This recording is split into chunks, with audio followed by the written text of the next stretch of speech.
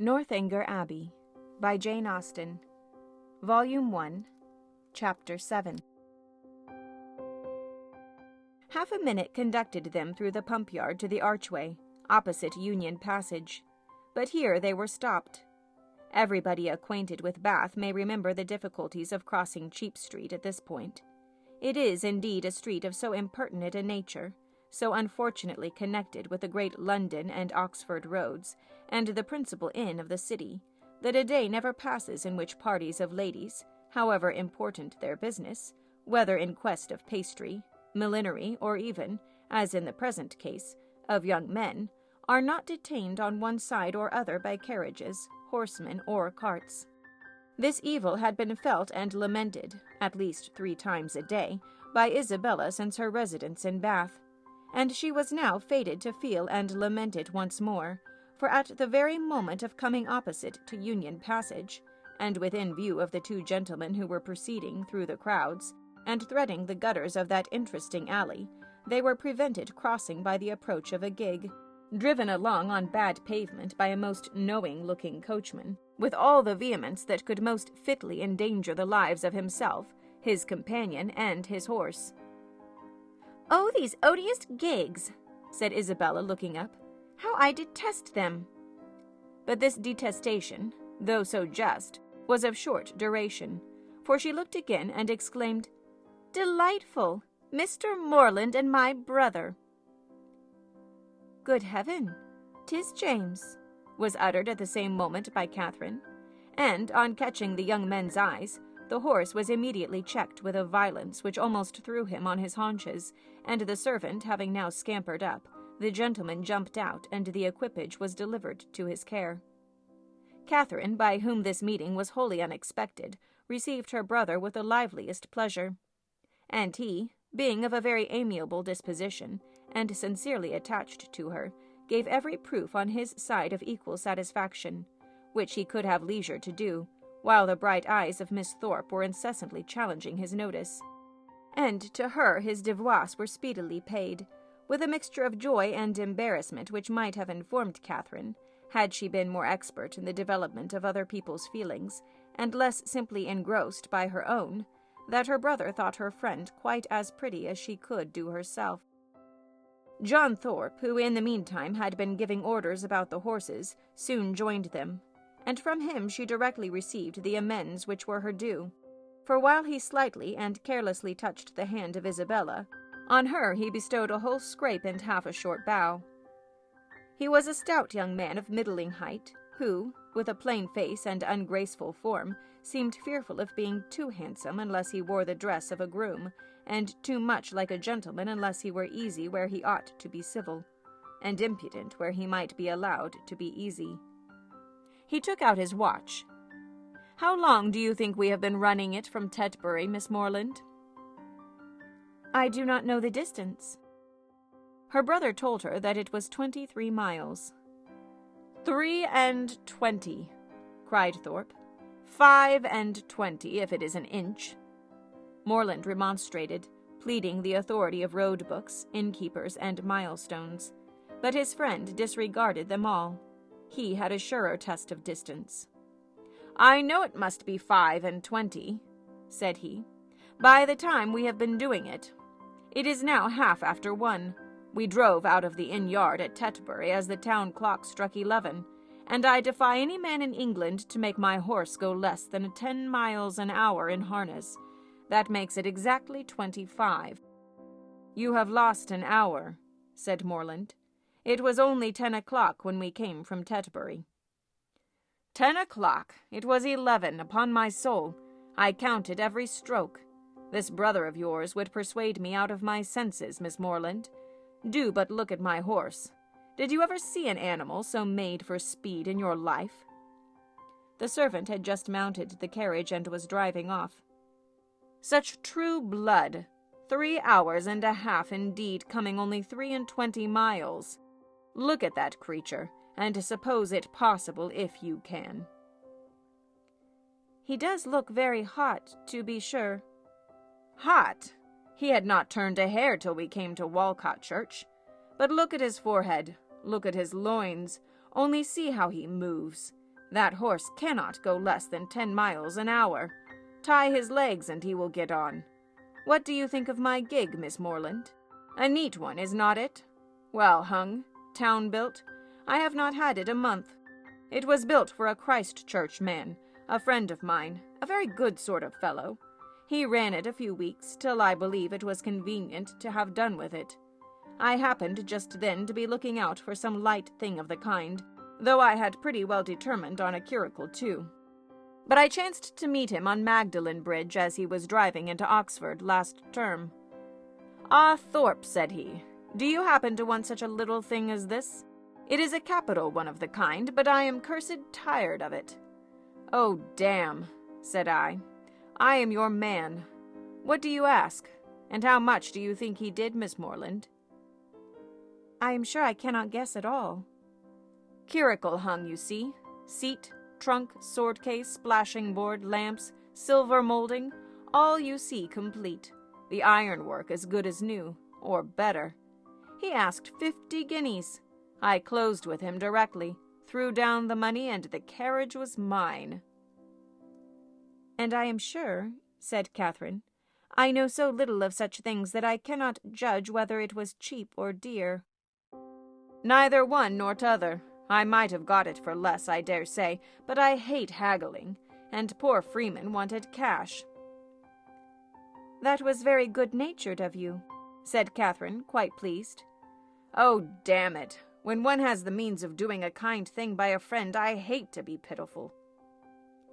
An inquiry now took place into the intended movements of the young ladies, and, on finding whither they were going, it was decided that the gentlemen should accompany them to Edgar's Buildings, and pay their respects to Mrs. Thorpe.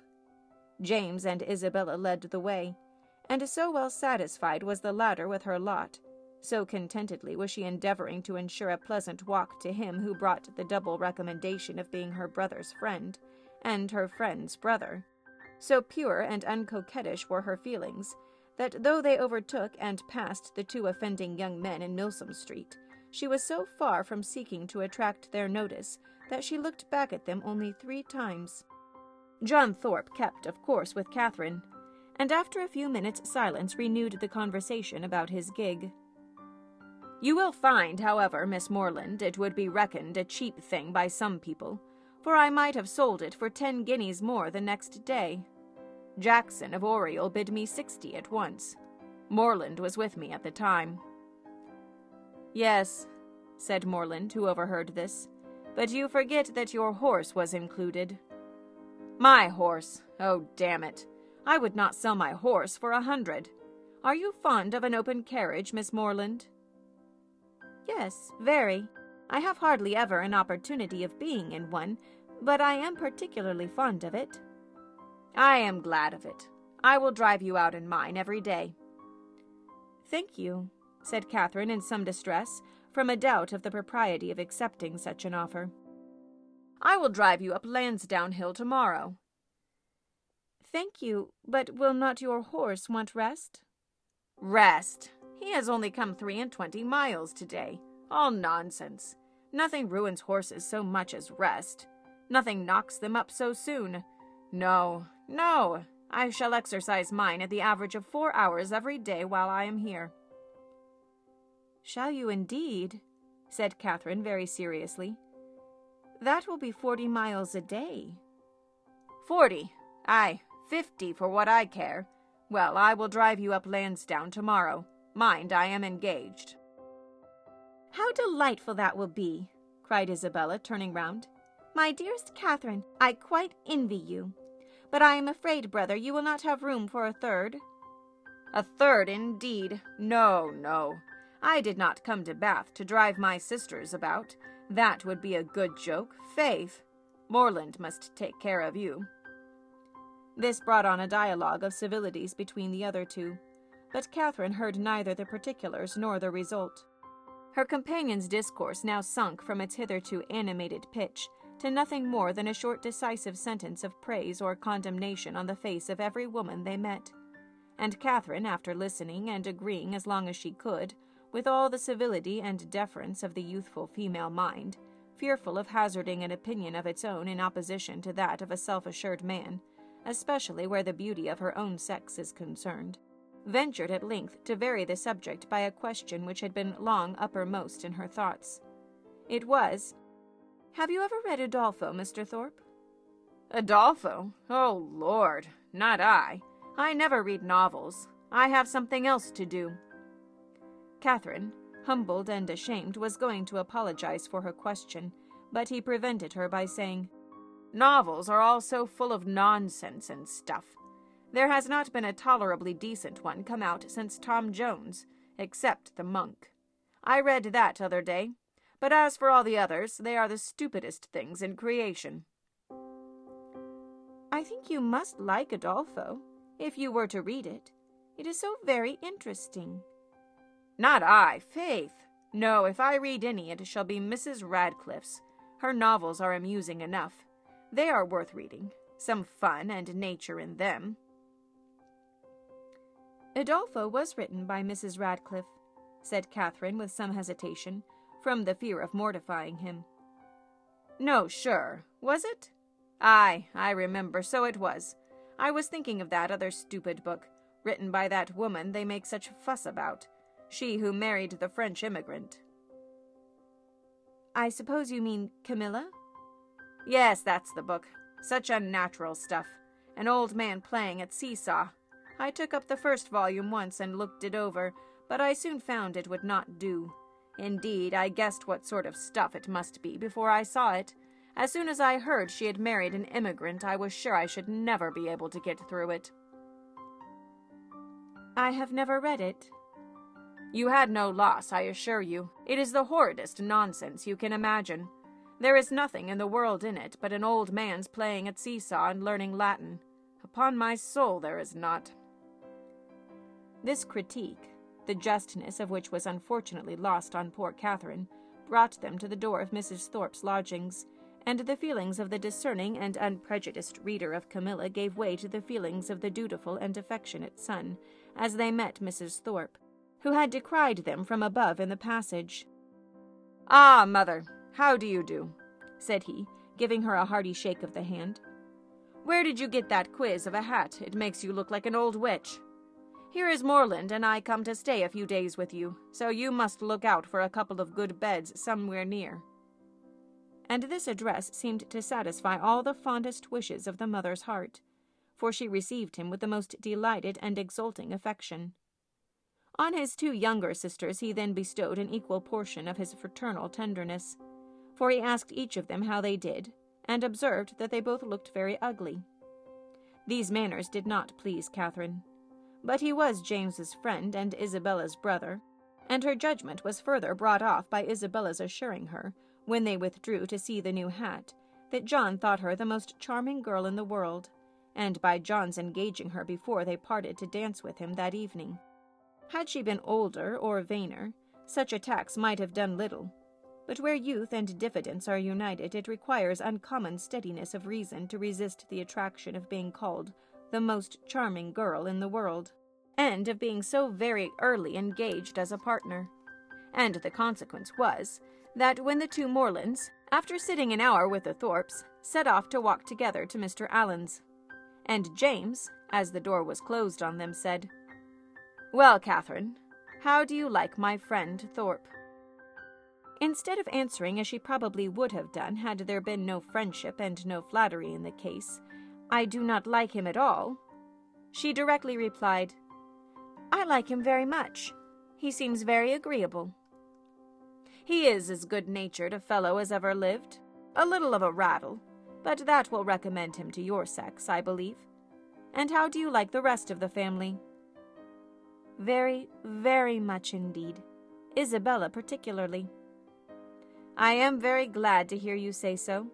She is just the kind of young woman I could wish to see you attached to. She has so much good sense and is so thoroughly unaffected and amiable. I always wanted you to know her, and she seems very fond of you.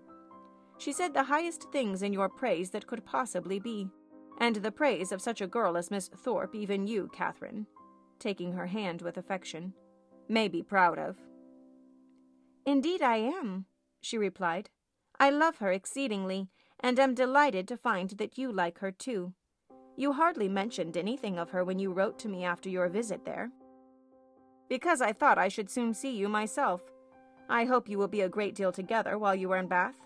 She is a most amiable girl, such a superior understanding. How fond all the family are of her. She is evidently the general favorite, and how much she must be admired in such a place as this, is not she? Yes, very much indeed, I fancy. Mr. Allen thinks her the prettiest girl in Bath. I dare say he does, and I do not know any man who is a better judge of beauty than Mr. Allen. I need not ask you whether you are happy here, my dear Catherine. With such a companion and friend as Isabella Thorpe, it would be impossible for you to be otherwise, and the Allens, I am sure, are very kind to you. Yes, very kind.